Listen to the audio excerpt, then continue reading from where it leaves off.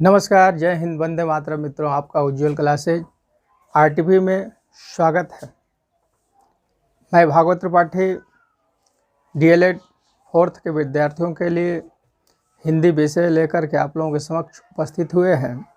बहुत से बच्चों का कमेंट आ रहा था कि सर जो है डीएलएड फोर्थ वाले और सेकेंड वाले भी बैठे हुए हैं और उनका कोर्स मतलब कि स्टार्ट कीजिए, क्योंकि फर्स्ट सेमेस्टर और थर्ड सेमेस्टर वालों का कोर्स तो ख़त्म हो चुका है, समाप्त हो चुका है।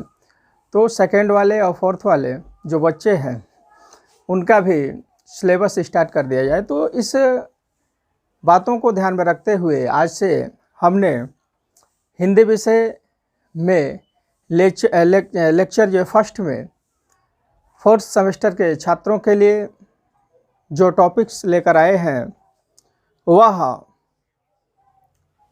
तीसरे लेसन से संबंधित है, क्योंकि जो पहला लेसन है या दूसरा लेसन है उसमें अनिवार्य संस्कृत है और अनिवार्य संस्कृत में वर्णों का उच्चारण स्थान या महर्षि सूत्रों का परिचय इत्यादि दिया गया है। तो उससे संबंधित वीडियो फिर हम इस लेसन के बाद पुनः फिर स्टार्ट कर देंगे। तब तक के लिए हम जो है आज जो पहला लेक्चर में फोर्थ सेमेस्टर का जो विद्यार्थी हैं उनके लिए जो वीडियो लेकर आए हैं वह है हिंदी साहित्य का इतिहास या फिर हिंदी साहित्य की विधाएं या लेखकों का परिचय। यानी हिंदी साहित्य की जो विधाएं हैं वह कौन कौन सी विधाएं हैं, उस विधा में कौन कौन से लेखक हैं, तो इन सब से हम आज परिचित होंगे। क्योंकि यह जो लेसन है इस लेसन संबंधित आगे टीजीटी पीजीटी की कक्षाओं में भी प्रश्न पूछे जाते हैं। साथ में डीएलएड टेट हो, सुपर टेट हो, इस टॉपिक से संबंधी अधिकांशतः क्वेश्चंस पूछे जाते हैं। तो जो आज का हमारा जो टॉपिक है हिंदी साहित्य का इतिहास, तो इसको हमें पढ़ना है। और ये सर्वप्रथम है हम जानना चाहेंगे कि हिंदी साहित्य का जो इतिहास है इसके लेखक कौन है, क्योंकि यह एक पुस्तक का नाम है हिंदी साहित्य का इतिहास। यह एक पुस्तक है और इस पुस्तक के लेखक हैं आचार्य रामचंद्र शुक्ल। ये आपके दिमाग में एकदम हो जाना चाहिए, आचार्य रामचंद्र शुक्ल जी हैं। आचार्य रामचंद्र शुक्ल द्वारा लिखित हिंदी साहित्य का इतिहास बहुत ही महत्वपूर्ण पुस्तक है, जो हिंदी साहित्य को समृद्ध और हिंदी साहित्य को विकसित करने का महत्वपूर्ण भूमिका अदा किया है। क्योंकि हिंदी साहित्य के इतिहास पर अधिकांशतः पुस्तकों का निर्माण हो चुका है, अधिकांश पुस्तकें लिखी जा चुकी हैं, लेकिन सबसे महत्वपूर्ण जो पुस्तक है वो आचार्य रामचंद्र शुक्ल जी का हिंदी साहित्य का इतिहास है। क्योंकि इस पुस्तक में इन्होंने कवियों के क्रमबद्ध रचनाओं का, क्रमबद्ध सन का इन्होंने वर्णन किया है। और यह आचार्य रामचंद्र शुक्ल जी हिंदी साहित्य का जो इतिहास है उसको इन्होंने 4 भागों में बांटा है। ठीक है, उसको इन्होंने 4 भागों में बांटा है। एक हो गया आदिकाल, एक भक्तिकाल, एक रीतिकाल और एक क्या है आधुनिक काल। लेकिन हम यहाँ पे ये जानेंगे कि आचार्य रामचंद्र शुक्ल जी ने आदिकाल को क्या कहा है। ठीक है, तो आचार्य रामचंद्र शुक्ल जी जो थे आदिकाल को वीर गाथा काल के नाम से जानते थे, क्योंकि हिंदी साहित्य के इतिहास को लेकर के विद्वानों में बहुत ही मतभेद है। इन सभी कालों में अगर देखा जाए तो जो सबसे सर्वविवादित अगर काल कोई रहा है तो वह है आदिकाल। आदिकाल के नामकरण को लेकर के विद्वानों में एकमतता नहीं है। कुछ विद्वान इसका कुछ और नाम बताते हैं, कुछ अन्य नाम बताते हैं। ये सब भी हम जानेंगे कि कौन सा विद्वान इसको कौन कौन सा नाम दिए हैं। तो एक क्वेश्चन ये आता है कि हिंदी साहित्य का इतिहास लिखने का सर्वप्रथम प्रयास किसने किया था। तो मैं आपको बता देना चाह रहा हूं कि हिंदी साहित्य का इतिहास लिखने का सर्वप्रथम प्रयास करने वाले जो विद्वान है वह है गारसा दत्तासी। गारसा दत्तासी जी ने हिंदी साहित्य का इतिहास लिखने का सर्वप्रथम प्रयास किया था। इस्तवार दला हिंदुई या हिंदुस्तानी, उनकी पुस्तक है जो फ्रेंच भाषा में रचित है। सर्वप्रथम प्रयास घासीदास तासी ने किया था। इसके बाद हिंदी साहित्य के इतिहास को क्रमबद्ध जो रूप देने का कार्य किए थे, तो उसमें नाम आता है डॉक्टर ग्रियर्सन जी का। डॉक्टर ग्रियर्सन जी ने हिंदी साहित्य के इतिहास को क्रमबद्ध रूप से प्रस्तुत करने का कार्य किया था। उनकी पुस्तक थी the model vernacular literature of Hindustan, जो अंग्रेजी भाषा में रचित थी। जिससे क्वेश्चन आता है कि हिंदी साहित्य का इतिहास लिखने का प्रयास किसने किया था? सर्वप्रथम तो घासीदास। हिंदी साहित्य के इतिहास को क्रमबद्ध रूप में प्रस्तुत करने का कार्य कौन किया था? तो डॉक्टर ग्रियर्सन जी ने। तो तमाम तरह के पुस्तकें हिंदी साहित्य के इतिहास पर लिखी जा चुकी हैं, लेकिन उन सभी पुस्तकों में से जो महत्वपूर्ण पुस्तक है वह हिंदी साहित्य का इतिहास, आचार्य रामचंद्र शुक्ल जी द्वारा रचित पुस्तक। तो आचार्य रामचंद्र शुक्ल जी ने हिंदी साहित्य के इतिहास को 4 वर्गों में, 4 भागों में विभाजित किया, जिसमें से उन्होंने आदिकाल को क्या नाम दिया है? तो आदिकाल को वीर गाथा काल भी कहा जाता है। वीर गाथा काल, आदिकाल को वीर गाथा काल किसने कहा है? तो आदिकाल को वीर गाथा काल कहा है आचार्य रामचंद्र शुक्ल ने। आचार्य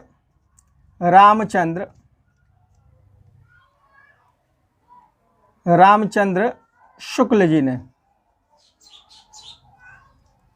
ठीक है, क्वेश्चंस ये आता है कि आदिकाल को बीज वपन काल किसने कहा है? बीज वपन काल, तो आदिकाल को बीज वपन काल किसने कहा? ये जो क्वेश्चन है यूपी टेट की परीक्षाओं में भी पूछा जा चुका है। तो आदिकाल को बीज वपन काल कहने वाले जो आचार्य हैं, आचार्य महावीर प्रसाद द्विवेदी जी हैं। आचार्य महावीर प्रसाद द्विवेदी जी ने। जिससे क्वेश्चन आता है कि आचार्य रामचंद्र शुक्ल जी ने आदिकाल को क्या कहा है? तो बीज वपन काल। आचार्य रामचंद्र शुक्ल जी ने आदिकाल को क्या कहा है? तो वीर गाथा काल। देखिए, इसका नाम और भी है, इसको चारण काल भी कहा गया है।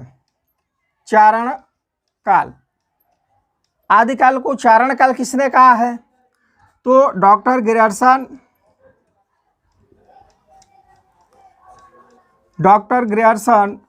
और डॉक्टर रामकुमार वर्मा।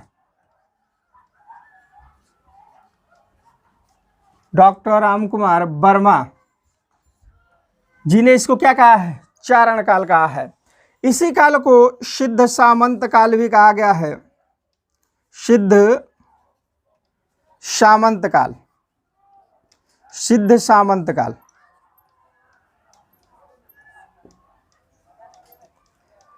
आदिकाल को सिद्ध सामंत काल किसने कहा है? तो राहुल सांस्कृत्यायन ने। राहुल सांस्कृत्यायन ने। राहुल सांस्कृत्यायन ने आदिकाल को कौन सा नाम दिया है? तो आप देख रहे हैं कि आदिकाल को जो विद्वान है, अलग अलग विद्वानों ने अपने अपने हिसाब से इसका नामकरण अलग अलग किया है। जैसे आप देख रहे हैं सिद्ध सामंत काल किसने कहा? तो राहुल सांस्कृत्यायन ने। इसको बिल्कुल याद कर लेना है। आदिकाल को चारण काल किसने कहा है? तो डॉक्टर ग्रियर्सन या डॉक्टर रामकुमार वर्मा ने। या ऐसे भी क्वेश्चन आता है कि डॉक्टर रामकुमार वर्मा ने आदिकाल को क्या कहा है? तो आपके दिमाग में हो जाना चाहिए, एकदम याद हो जाना चाहिए, चारण काल इन्होंने कहा है। चारण काल क्यों कहा है? तो चारण माने क्या होता है? भाट होता है या दास होता है। आप जानते हैं कि प्राचीन काल में हमारे यहाँ राजतंत्र प्रणालियाँ हुआ करती थी, और भारत जो देश था कई राज्यों में विभक्त था, और प्रत्येक देश के अलग अलग राजा हुआ करते थे, और प्रत्येक राजाओं के राज्य में कुछ चारण सेवक या भाट हुआ करते थे, जो अपने आश्रयदाता राजाओं की प्रशंसा किया करते थे, झूठी वखान किया करते थे, इतना बढ़ा चढ़ा करके वखान किया करते थे कि राजा प्रसन्न होकर के उनको स्वर्ण मुद्राएं इत्यादि दिया करता था। बीज वपन काल, यानी इसको एक तरह से बीज, जैसे बीज बोया जाता है जमीन में तो पौधा उगता है ना, उसी तरह से आचार्य महावीर प्रसाद द्विवेदी जी ने इसको बीज यानी हिंदी साहित्य का बीज बोने का कार्य किया है। उन्होंने कहा है कि इसी काल में हिंदी साहित्य का बीज बोया गया, जो आज एक विकराल वृक्ष के रूप में हम लोगों के सामने उपस्थित है। इसको वीर गाथा काल आचार्य रामचंद्र शुक्ल जी ने कहा है, क्योंकि हमारे देश में अनेक प्रकार के राजा हुआ करते थे जो आपस में एक दूसरे से लड़ते रहते थे। तो जब एक दूसरे से लड़ते रहते थे तो उस समय के जो राजा थे कुछ आलसी प्रवृत्ति के थे, और अधिकांशतः राजा जो थे वह शौर्य और वीरता का प्रदर्शन किया करते थे। युद्ध में जाते थे तो अपनी वीरता का प्रदर्शन किया करते थे। तो बहुत से उनकी वीर गाथा यानी वीरात्मक कहानियों को पढ़ने के बाद आचार्य रामचंद्र शुक्ल जी ने इसको वीर गाथा काल नाम दिया है, क्योंकि आचार्य रामचंद्र शुक्ल जी ने 12 ग्रंथों को खोजा है, ढूंढा है, जिस ग्रंथों में अगर देखा जाए तो अधिकांशतः ग्रंथों में वीररस पाया गया है और राजाओं की वीरतापूर्ण कार्यों का उनमें वर्णन किया गया है। इसलिए इस काल को आचार्य रामचंद्र शुक्ल जी ने वीर गाथा काल कहा है। जैसे जगनिक ने परमाल रासों में राजाओं का वर्णन करते हुए कहा है कि 12 बरस ले कुकुल जिए और 13 ले जिए सियार, 18 वर्ष ले क्षत्रिय जीवे, आगे जीवन को धिक्कार। यानी कि वह अपने राजाओं को, आश्रयदाता राजाओं की इतनी प्रशंसा किया करते थे, इतना उकसाते थे कि वह अपने रण क्षेत्र में जाकर के वो लोग युद्ध क्या करते थे, अपने शौर्य का प्रदर्शन करते थे। इसलिए इस काल को आचार्य रामचंद्र शुक्ल जी ने वीर गाथा काल कहा है। अब क्वेश्चन ये आता है कि आदिकाल किसने कहा है? तो देखिए, आदिकाल को आदिकाल नाम देने वाले जो आचार्य हैं वो आचार्य हजारी प्रसाद द्विवेदी हैं। आचार्य हजारी प्रसाद द्विवेदी, आचार्य हजारी प्रसाद द्विवेदी जी ने कहा है कि देखिए, इस काल का जब तक कोई सटीक नाम नहीं आ जाता है तब तक के लिए इस काल का नाम क्या रहेगा? आदिकाल रहेगा। और आज तक हम लोग इसको आदिकाल के नाम से जानते चले आ रहे हैं। इसके अतिरिक्त और भी बहुत से नाम हैं जिसको अन्य विद्वानों ने अपने अपने हिसाब से इसका अलग अलग नामकरण किया है। और आज तक इस काल पर लोगों में मतभेद है। इसलिए क्वेश्चन ये आता है कि कौन सा काल, यानी इन चारों कालों में से कौन सा काल है जो सर्वविवादित काल है, जिस पर सभी विद्वान एक दूसरे से विवाद करते हैं। तो सब अधिकांशतः सर्वविवादित काल अगर वो है तो वह कौन सा है? आदिकाल है। इतना समझ गए? अब तो सर्वविवादित काल आप जान गए कि सबसे जो सर्वविवादित काल है वह आदिकाल है। आदिकाल को लेकर के विद्वानों में मतभेद है, विवाद है। इसलिए जब तक इसका कोई सटीक नाम नहीं आता है तब तक के लिए आचार्य हजारी प्रसाद द्विवेदी जी ने इसका आदिकाल नाम दिया है। आदिकाल को आदिकाल किसने कहा है तो आप याद कर लीजिए, आचार्य हजारी प्रसाद द्विवेदी। अब देखिए, क्वेश्चन ये आते हैं कि हिंदी साहित्य का जनक कौन है या प्रवर्तक किसे माना गया है। तो इस पर भी विद्वानों में मतभेद है। कुछ लोग कहते हैं कि स्वयंभू है, कुछ लोग कहते हैं कि शरहपा है, और आचार्य रामचंद्र शुक्ल जी के अनुसार चंद्रवरदाई जी को हिंदी साहित्य का जनक या प्रवर्तक माना गया है। तो अब इस बात को क्वेश्चंस के माध्यम से ऐसे पूछा जा सकता है कि चंद्रवरदाई जी को हिंदी साहित्य का जनक किसने कहा है?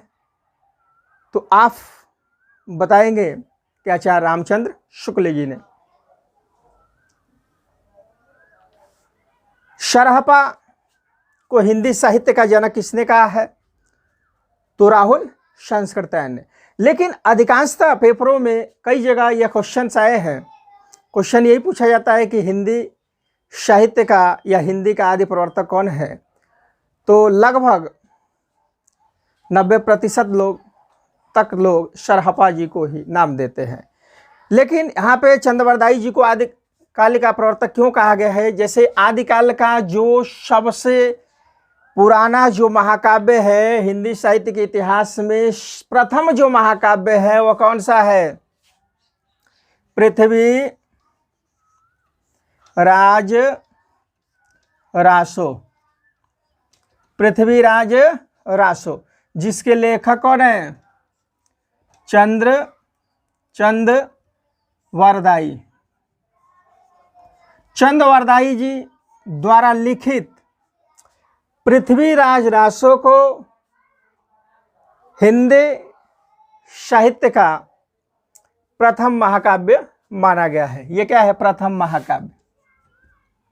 प्रथम महाकाव्य हिंदी साहित्य का प्रथम महाकाव्य कौन सा है? तो पृथ्वीराज रासो। पृथ्वीराज रासो के लेखक कौन है? तो चंद्रवरदाई। अब इसमें सर्गों की संख्या अगर पूछा जाए कि इसमें सर्ग कितने हैं? सर्ग मतलब अध्याय, कांड। सर्ग इसमें 69 सर्ग हैं। 69 सर्ग हैं।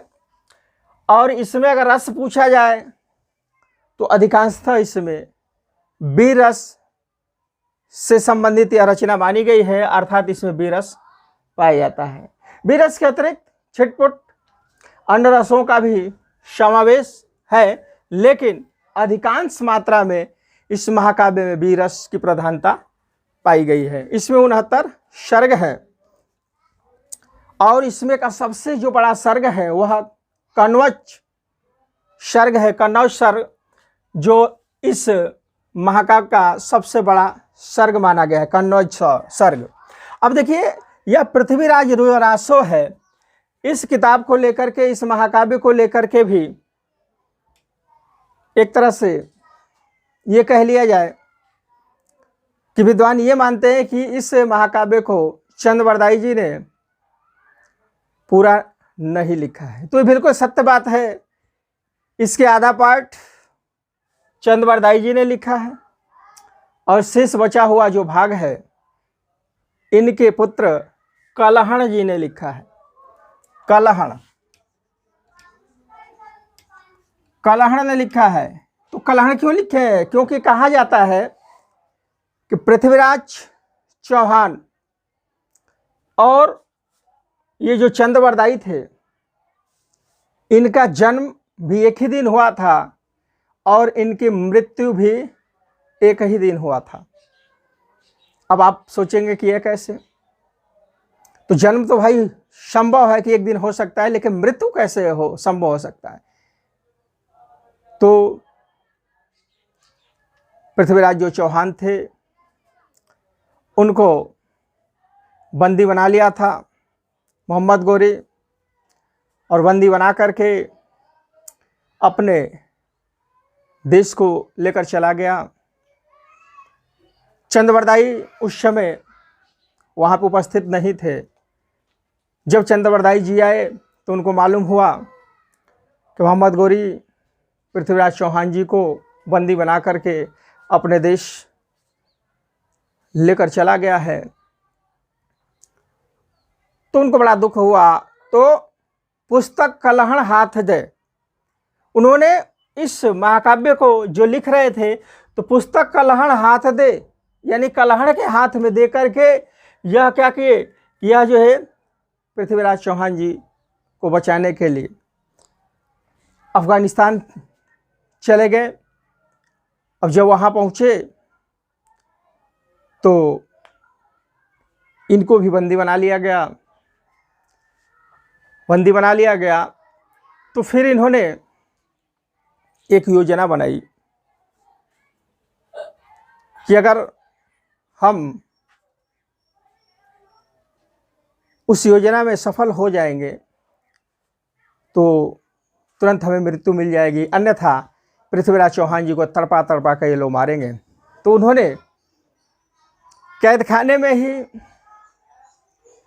प्लानिंग के तहत 2 कटार अपने पास रखे थे और उन्होंने कैद सिपाहियों से कहा कि देखिए, हम चाहते हैं कि राजा साहेब के मनोरंजन के लिए राज्यसभा में शब्द भेदी बाण शौर्य कला का प्रदर्शन किया जाए। तो वह मोहम्मद गोरी भी बड़ा शौकीन प्रवृत्ति का था, उसने इस शर्त को स्वीकार किया। इसके बाद ये चंद्रवरदाई जी चले गए और जाकर के पृथ्वीराज चौहान जी से प्लानिंग के बारे में बता दिए। 1 कटार उनको दे दिए, 1 अपने ले लिए। और जो पृथ्वीराज चौहान थे वह शब्द भेदी बाण जानते थे। शब्द भेदी बाण का मतलब कि आंख पर पट्टी बांध दी जाती थी, सामने वाला व्यक्ति कहाँ से बोल रहा है उसके आवाज़ को सुन करके ये लोग क्या करते थे कि बाण चलाते थे। तो राज दरबार में, राज्यसभा में चंद्रवरदाई और पृथ्वीराज चौहान भी उपस्थित हो गए। उनके हाथों में भी तीर धनुष दिया गया। अब जब उनकी बारी आई पृथ्वीराज चौहान जी की, तो उन्होंने निशाना साधा और बार बार मोहम्मद गोरी का आवाज़ आ रहा था, तो निशाना कहीं और लगा करके और आवाज़ को सुन करके उन्होंने तुरंत ही अपना निशाना मोहम्मद गोरी पर मार दिया। मोहम्मद गोरी के सीने में वह धनुष तीर जो है लग गई, वहीं छटपटा कर वह गिर गया। तब देखे चंद्रवरदाई जी ने कि अब सिपाही बंदी बना लेंगे और मुझे भी मारेंगे और उनको भी मारेंगे, तो तड़प तड़प के मरने से अच्छा ये है कि क्यों ना हम एक दूसरे को मारकर ही मर जाएं। तो उसी क्षण पृथ्वीराज चौहान जी ने चंद्रवरदाई को कटार भोंक दिया और चंद्रवरदाई जी ने पृथ्वीराज चौहान जी को भोंक दिया और दोनों की मृत्यु इस तरह से एक ही दिन हो गई। तो कहा जाता है कि जो यह चंद्रवरदाई जी है, यह पृथ्वीराज चौहान के एक राज दरबारी कवि, एक मंत्री और एक बहुत ही महत्वपूर्ण घनिष्ठ मित्र थे। इनका जन्म भी एक दिन हुआ था और मृत्यु भी एक दिन हुआ था। तो आप पृथ्वीराज चौहान जी द्वारा रचित चंद्रवरदाई जी द्वारा रचित पृथ्वीराज जो चौहान है, इसमें आप जान गए कि इसमें जो है 69 सर्ग है, 20 रस है और इसका आधा जो पार्ट था वह इनका पुत्र कल्हण ने पूरा किया था। ठीक है। अब जो है आदिकाल की जो समय अवधि है, आचार्य रामचंद्र शुक्ल जी ने इसकी समय अवधि क्या बताया है।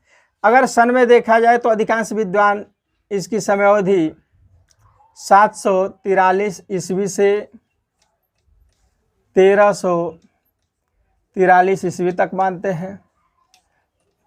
भक्ति काल की समय अवधि 1343 से 1643 ईस्वी तक मानते हैं और 1643 ईस्वी से 1843 ईस्वी तक ऋतकाल को मानते हैं और 1843 ईस्वी से अब तक आज तक के समय को लोग आधुनिक काल के नाम से जानते हैं। लेकिन इसमें अधिकांश विद्वानों का ये समय सीमा है। आचार्य रामचंद्र शुक्ल जी ने आदिकाल की समय अवधि 1050 संवत से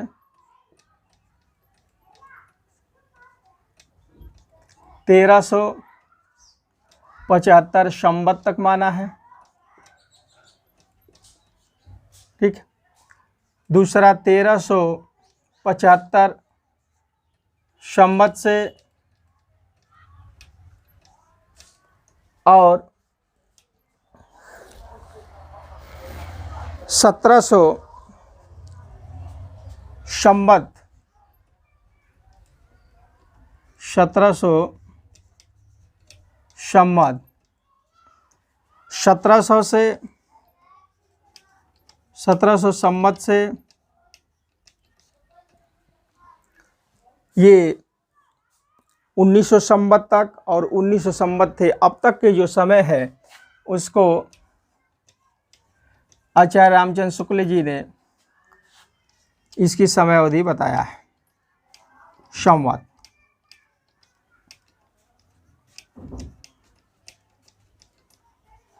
तो ये है आपका संवत जो आचार्य रामचंद्र शुक्ल जी के अनुसार है, इसका समय अवधि। संवत का मतलब क्या होता है कि अब देखिए यहाँ 1050 संवत से 1375 संवत दिया है, तो संवत में से 57 घटा देने मात्र से, 57 माइनस करने से क्या निकल आएगा? ईस्वी। ठीक है, कोई भी संवत है इसमें से यानी 1700 में यानी 1300 में से आप कितना घटाएंगे? 57 घटाएंगे तो ईस्वी आ जाएगा। 1700 में 57 घटाएंगे तो ईस्वी आ जाएगा। उसी तरह 1700 में से घटाएंगे तो ईस्वी आ जाएगा। 1900 में से 57 घटाएंगे तो ईस्वी आ जाएगा। 1050 से 57 माइनस करेंगे तो आपका ईस्वी आ जाएगा। यानी कि संवत में से जब 57 माइनस कर दिया जाता है तो ईस्वी निकल आता है, और ईस्वी में जब 57 प्लस कर दिया जाएगा तो संवत आ जाता है।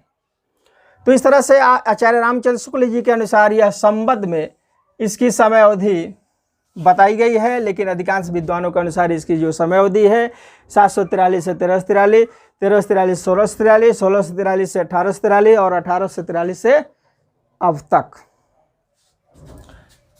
ठीक है, अब जो है आदिकाल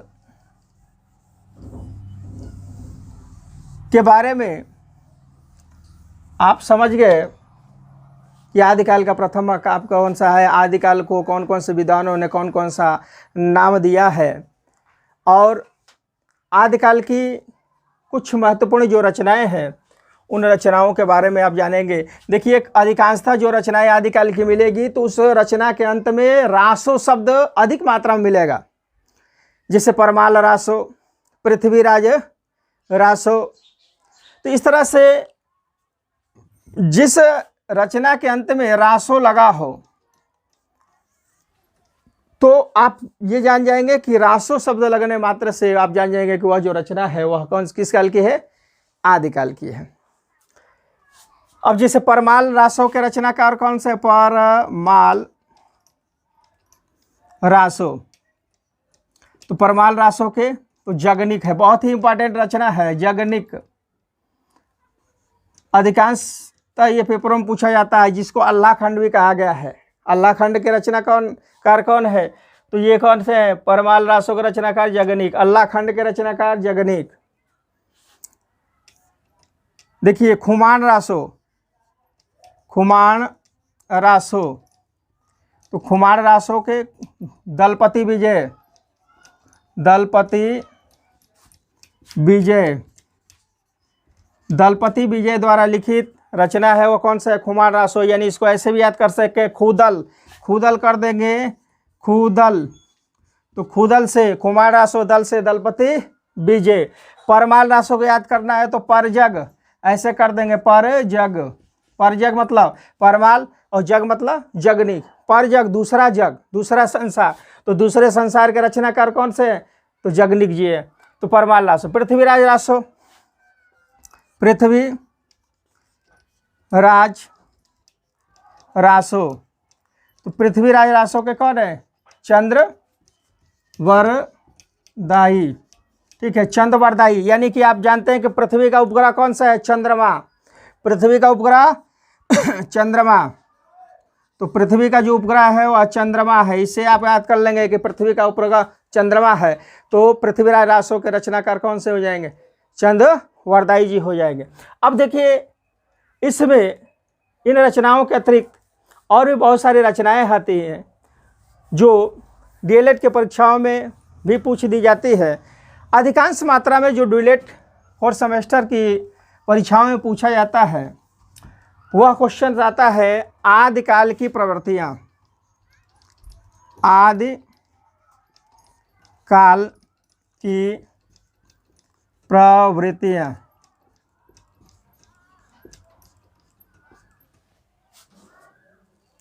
आदिकाल की प्रवृत्तियाँ। प्रवृत्तियाँ माने क्या होता है? प्रवृत्तियाँ माने विशेषताएं।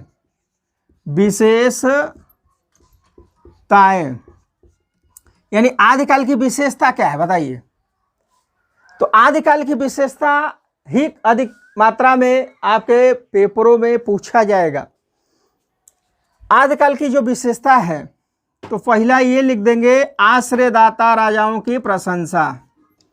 आश्रयदाता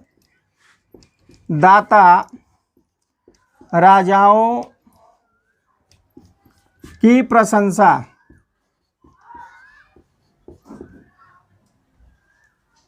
आश्रयदाता राजाओं की प्रशंसा यानी कि आदिकाल में जो भी कवि हुआ करते थे, जो भी भाट इत्यादि हुआ करते थे, तो वो अपने जिसके आश्रय में वो लोग रहते थे तो अपने राजा की वो क्या करते थे? प्रशंसा करते थे। खूब बढ़ा चढ़ा करके प्रशंसा करते थे ताकि उनका राजा भले ही कायर हो लेकिन उनको वीर घोषित करने का कार्य करते थे ताकि उनका राजा प्रसन्न होकर उनको स्वर्ण मुद्राएं अधिक मात्रा में दे। तो ये आश्रयदाता राजाओं की प्रशंसा पहली विशेषता हो गई। दूसरी विशेषता वीर रस। वीर रस की प्रधानता यानी उस समय की जितनी भी रचना है उन रचनाओं में आप देखेंगे तो उनमें वीर रस की प्रधानता आपको मिलेगी। ठीक है, वीर रस के साथ साथ श्रृंगार रस भी पाया जाता है। श्रृंगार रस, लेकिन अधिक मात्रा में क्या पाया जाएगा? वीर रस। तो वीर रस के साथ साथ श्रृंगार रस की प्रधानता। अगला देखेंगे मुक्तक एवं प्रबंध काव्य की रचना यानी कि उस समय की जो रचना हुआ करती थी मुक्तक हुआ करती थी। मुक्तक एवं प्रबंध काव्य की रचना। मुक्तक एवं प्रबंध काव्य की रचना। अगला छंदों की विशेषताएं।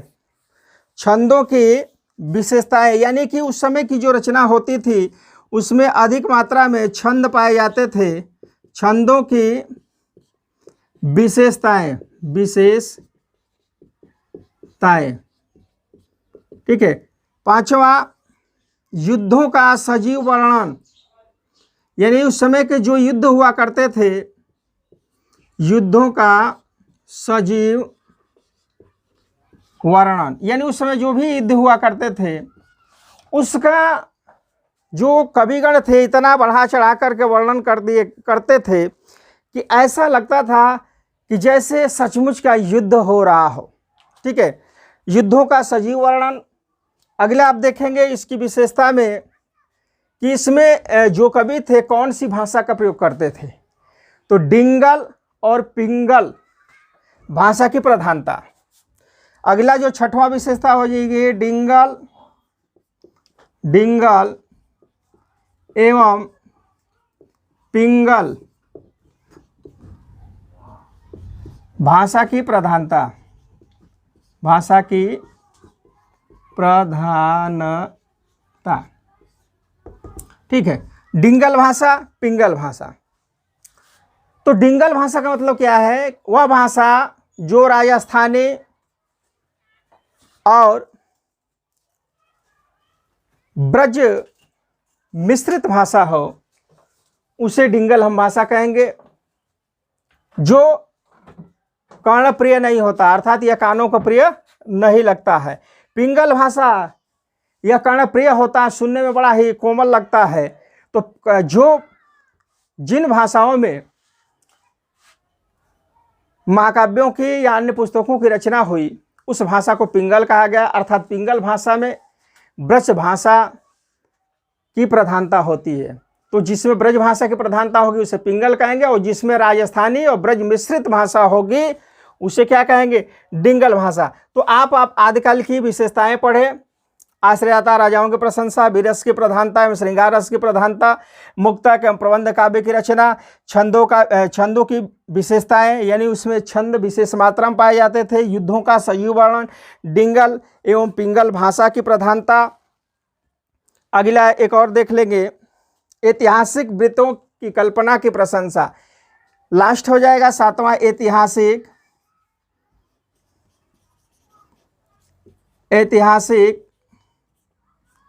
वृत्तों की कल्पना की प्रधानता। ऐतिहासिक वृत्तों में कल्पना की प्रधानता, ठीक है, वृत्तों में कल्पना की प्रधानता।